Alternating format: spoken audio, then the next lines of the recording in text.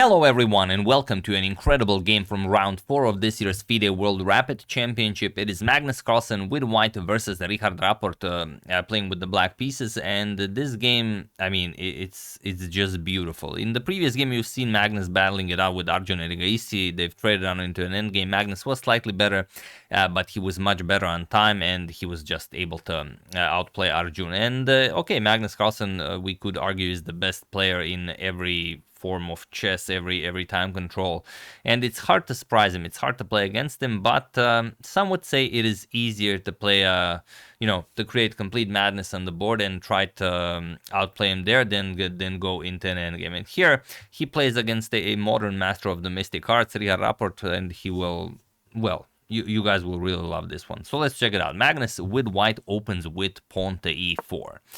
Pawn to c6. Richard goes for the Caro-Kann defense. We have d4, d5, and Magnus goes for the exchange variation of the Caro-Kann. E captures on d5, we have c captures, and bishop to d3. Perhaps not the most ambitious way to play, but Magnus wants to be safe, before anything else. We have knight to f6, pawn to h3, and knight to c6. We have pawn to c3 and the immediate pawn to e5 by Richard. D captures, knight captures, and now queen to e2. And usually the way this line is played, you can see that both of them are just blitzing out moves, barely spending any time, is that black will play queen to e7, and white has a variety of options here. He can play bishop to e3, he can bring the bishop back to c2 if he does not want to trade knight for bishop. Black will probably play something like bishop d7, castles queenside, and at some point queens will get traded off the board. But not when Richard Rapport is playing. He plays knight to e4. And okay, it looks like he's giving up a pawn, but this can't really be done, because if you play bishop captures, pawn captures, and queen captures, all of a sudden bishop d6, and now how do you continue? Pawn to f4, you have to play knight to f3, and castles kingside, it's nothing spectacular. But if you play pawn to f4, this is where it gets interesting. Queen to h4 with check, and now once you move the king, you can just castle, and you cannot even capture the knight because the queen is hanging. So it's a very, very tricky line. But of course, Magnus does nothing of the sort. Bishop to b5 with check, bishop to d7, and just knight to f3. Magnus would also very much enjoy castling. Knight back to g6, avoiding unnecessary trades. And now there are a couple of games where castles was played. Magnus plays bishop to e3. And it is now, as of move 11, that we have a completely new game. Rapport goes bishop to d6, also ready to castle, and knight b to d2. Now, bear in mind how often Magnus doesn't indulge in castling. Knight b to d2, we have castles by Rapport, and now bishop captures on d7. Queen captures, and now again not castles queenside, but rather rook to d1. We have rook f to e8, and all of a sudden Magnus finds himself in a pretty tricky situation. It seems like you can castle kingside here, but you really can't.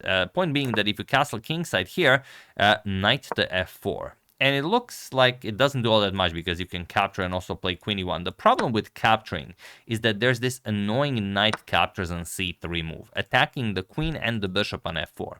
And you might think, okay, well, we're just going to move the queen. Aren't we just winning here? Not really, because knight to e2 check also nicely connects with the bishop. King h1, knight captures on f4. You defend the d5 pawn, you're up a pawn, and you have a much better position. Pretty much whatever white plays next, knight captures on h3 is coming, and the white is just getting checkmated. On the other hand, after this nasty knight to f4 move, even if you don't do something like that, even if you play queen to e1, then knight captures on h3 right away. G captures, queen captures, and there's no way out of this. The knight cannot move, otherwise queen to h2 will be checkmate, and rook e6, rook g6 will be just checkmate. So there's no avoiding that. So that's why after rook f to e8, Magnus finds the top move, and that is knight captures on e4, but now rook captures on e4. And the moment the castle again reintroduces itself, but Magnus doesn't do it. Point is, here you have the castle, and after knight to f4, now you have the d2 square vacated, and the queen can occupy. And now after knight captures on h3 check, you have to play king h1, and now it is possible to play. The d5 pawn is hanging, you no longer have to worry about bishop captures and h2 coming with check, and you're gonna bounce right back into the game. The knight has to go back, you can easily trade down and then pick up the pawn on d5. it's a nice game.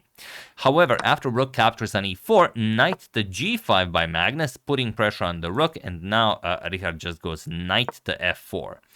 Queen f3, now comes queen to b5, leaves the knight hanging. But can you really capture the knight? Not really. You could capture with the queen, that's silly, and the bishop is pinned. But you can't even castle because the queen now prevents the king from castling. I might also use this as a thumbnail.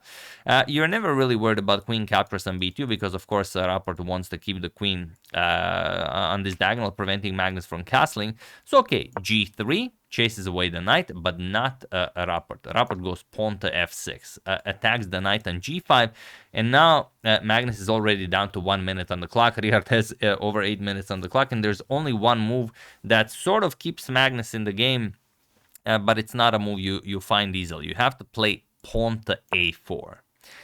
Okay, what's the idea? The idea is, okay, you could continue clinging on diagonal with queen to a6, but if you go queen to a6, then g captures on f4 is playable. But the real idea is queen captures on b2, now you castle kingside, and after f captures on g5, and g captures on f4, bishop captures on f4, for example, bishop captures, rook captures, attack the queen, queen captures on d5 with check, king h8, and queen captures on g5, where, okay, the white king is wide open, something like rook f6, rook to g6, and then you have to move the queen and hope to survive. You are defending. It's equal material for the moment. Maybe white can defend this. In a rapid game with 1 minute on the clock, it's very unlikely even for Magnus, but it was the only way to go. But after f6, g captures on f4 by Magnus, and now we have g captures on f5, f captures on g5, and rook to f8, attacking Magnus's queen, queen to g2, and now rook f to e8. You want to also have the option of playing d4,